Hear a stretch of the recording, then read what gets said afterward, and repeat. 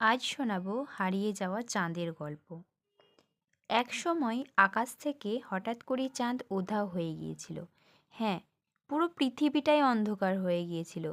কেউ বুঝতেই পারেনি চাঁদ কোথায় গেল। আর সে অন্ধকার রহস্যের পেছনে ছিল এক অসুর। সেই কাহিনী চন্দ্রহরণ।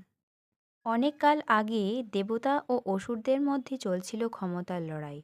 অসুরদের একজন ছিল জলন্ধর। তার শক্তি এতই ছিল যে দেবতারাও তাকে ভয় পেত।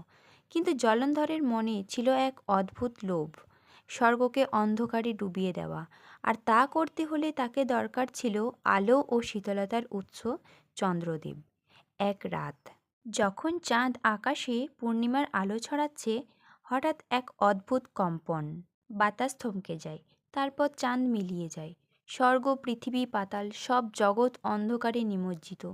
ঘুম উধাও, আলো উধাও, জোয়ার ভাটার ছন্দ ভেঙে যেতে থাকে। দেবতারা আতঙ্কে ছুটে গেলেন ভগবান বিষ্ণুর কাছে। বিষ্ণু ধ্যান করে বললেন, চাঁদকে অপহরণ করেছে জলন্ধর। চন্দ্রদেব এখন তার গুহার ভেতর বাঁধা অবস্থায় রয়েছেন। স্বর্গে আলো নেই, পৃথিবীতে মানুষ আতঙ্কে, রাত্রি যেন শেষই হচ্ছে না। বিষ্ণু তখন গ্রহণ করলেন যে মোহিনী রূপ, এমন সৌন্দর্য যে অসুর পর্যন্ত মুগ্ধ হয়ে যায়। মোহিনী গিয়ে জলন্ধরকে বিভ্রান্ত করলেন। তাকে মদির দৃষ্টি, মায়াবী নৃত্য আর গানের মুগ্ধতায় আটকে রাখলেন। জলন্ধর বুঝতেই পারল না কখন বিষ্ণু তার অন্য রূপে চন্দ্রদেবকে মুক্ত করেছে। হঠাৎই আকাশে আলো ফুটল। জলন্ধর বুঝতে পারল এ বিষ্ণুর মায়া। তখন সে রাগে গর্জে উঠল।